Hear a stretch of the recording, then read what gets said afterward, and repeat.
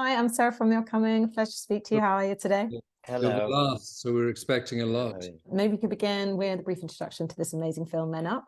What can people expect when they watch it?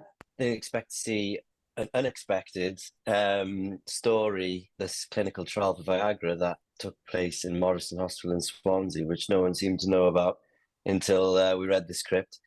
Yeah, and I guess it's a story about five men and their lives and how difficult it is for them to communicate this thing that's happened to them all, respectively, which is erectile dysfunction, and how that's affected their lives negatively, and how this trial has then changed everything for them. You know, it's not a topic that, yeah, like you say, most people would have no idea that it was in Swansea in 1994. No idea. No. First launch. But Matthew Barry's script, you know, I mean, it's captured so much heart, so much humor in tackling what, you know, what is still, let's face it, quite a taboo topic. Yeah. When you first read that script, what jumped out to you, and why did you want to get on board? Well, the fact that it happened in Swansea and that was a real thing in 1994, that seemed incredible. And then it's the parts.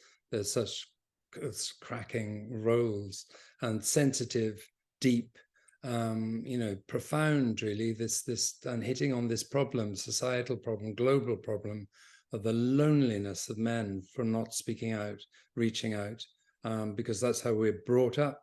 That's how we're bred. Especially in Wales, actually, it's quite a tough, you know, men are men. Of course, it's changing now. In my childhood, you're never allowed to show any emotion if you're a boy, nothing. And keep it all to yourself and don't share anything and never show weakness. It was very part of the culture. I think it is all over the world still. But and it puts that to rest a bit and shows that unless we find the courage to communicate, you know, we can't progress. Yeah, in fact, a lot of everything that Paul said there, and the storylines were all so strong, and it's approached in a way that, because it's sensitively, but a film like this could so easily turn into a bit of a, you know, lads down the pub talking about erections, but it very much isn't the strength of Matthew's script. I think that it's been done in a way that, you know, you really feel like you get to know these men. The read-through, I was saying earlier, the read-through, I don't think I've ever been in a read-through like that, where usually they can be quite so stuffy, everyone's just a little bit nervy and they don't necessarily want to be there. But this one was just, it really came off the page in the read-through, and you felt like you really knew all these men. And you know, their families or partners and wives, and how, yeah, you can really see how this kind of incredibly debilitating problem that they have, which affects their manliness, has really manifested itself so terribly on their lives. And, you know, how actually the first step to their healing is actually just talking about it, in whichever way that happens. And yeah, it's just really, yeah, I think it's so warm and funny, and yeah, you're gonna cry. And you know, as you were saying there, like, what I love about it is each of these characters, they're quite contrasting, but they're so fleshed out, and you get such a strong sense of who each of them are. And obviously the situation for each of them is completely different. Yes. And so I guess that's also helps audiences, you know, find someone that they can relate to. Maybe you could say a little bit about each of your characters and how you saw them, how you prepared to play them. Well, no, I think you're right. Firstly, and it's like everybody can see themselves in this, men particularly, perhaps, but no, not necessarily. I mean, we're all carrying burdens, and one of the things about, not everybody's healed by the pill, but all of them are healed in one way or another.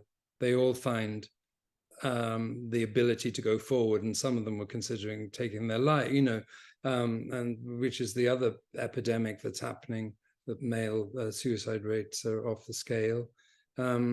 No, I think it's, my particular character is Tommy, who's a type 1 diabetic, erectile dysfunction problems in a relationship with another man.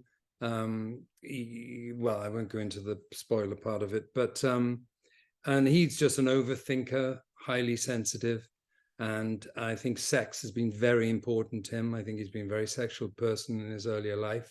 And then when this is taken away from him, it's tragic. And I think also it doesn't go into the fact he's suicidal, but he could be. He could easily, being so highly wrought, consider taking his own life. I'm sure he has at some point. So the stakes are very high for all of us. Merrick he's just turned 40. So I think he's a bit younger than the other guys, but you know, he's married, he's got 2 beautiful children, married to his sort of childhood sweetheart. They live in in a house. He's got a job. You know, they're not wealthy, but then, you know, they're working class family. And then, you know, they're both his wife, Fionn, is diagnosed with cancer.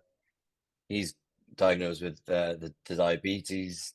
All this happening at once. So this perfect life on the exterior, and it starts to shatter underneath. And and then he doesn't know how to communicate the fact that he's unable to get an erection. And he doesn't, and I think that starts to really affect the relationship. He feels like he's letting her down. He feels like he doesn't know how to communicate this with her.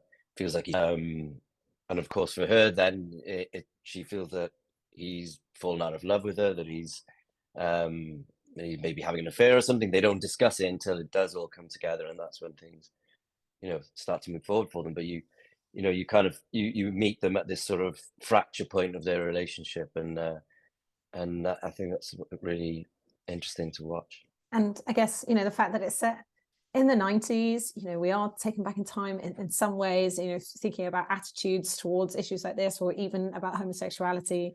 So you can sort of see that how far we've come. But then in other respects, you sort of think, well, you know, is this still just as much of a taboo as it was back then? And these ideas of masculinity and men being able to open up and talk about things and make themselves vulnerable. So perhaps it's a bit of a double-edged sword in terms of the takeaways there.